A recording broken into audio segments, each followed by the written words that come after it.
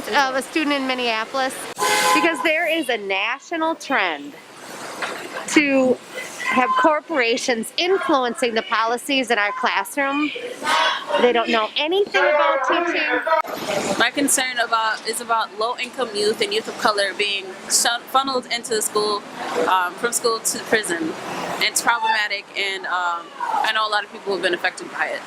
Just freezing my buns off for stopping any kind of takeover of our public schools. We don't need people coming in telling us what to do, how we should be teaching. In fact, it should be coming from us, from the people.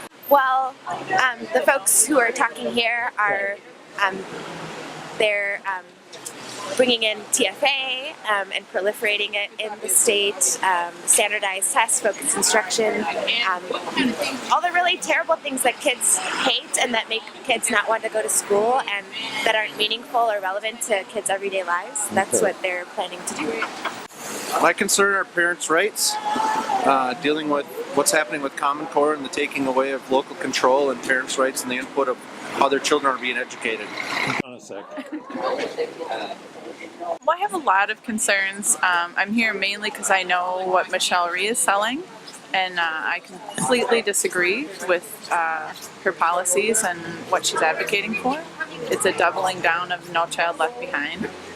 It's punitive, high-stakes testing. I don't believe that children are test scores. We don't want Michelle Rhee and R.T. What? Now there's more and more corporate money. And events like this, with people talking about policies that will affect our students and teachers, yet there are no teachers or parents in there.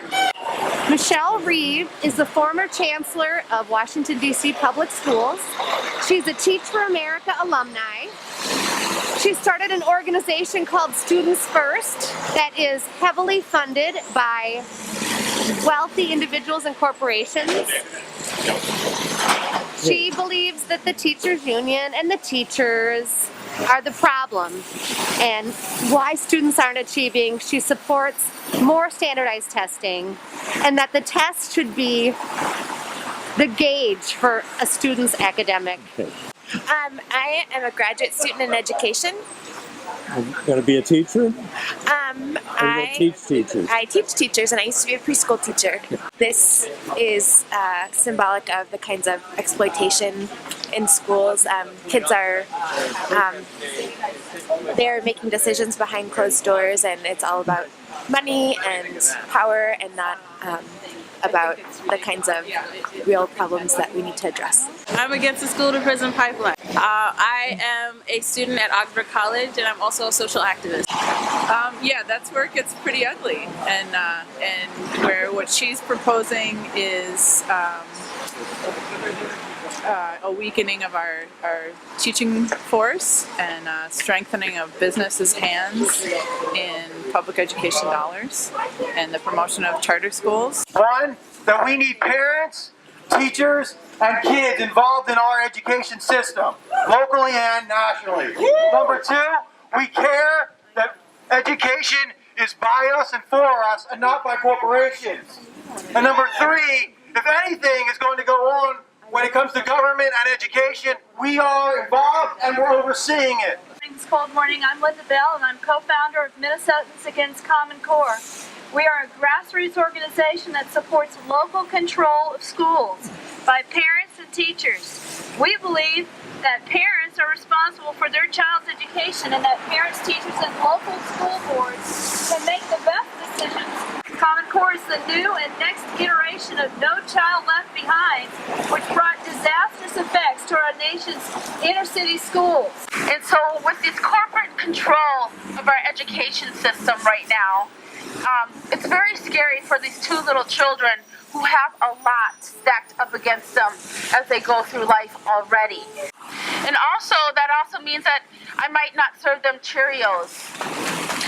General Mills needs to realize that this education thing is for the people, it's for the parents, it's for the teachers, it's for the students. Target, I might not shop at Target anymore because Target needs to realize This is for the people, for the parents, for the teachers, for the students. To classrooms across the country. Under her leadership, TNTP became a leading organization in understanding and developing innovative solutions to the challenges of new teacher hiring. And yet, the results were at the absolute bottom. It was the kind of situation where, people were saying, well, we're spending, and people had different numbers, $17,000, $18,000, $19,000 per kid, which, in some cases was twice or three times as much as what other states were spending. But when you went out into our schools, people didn't feel like we were one of the richest districts in the nation. There were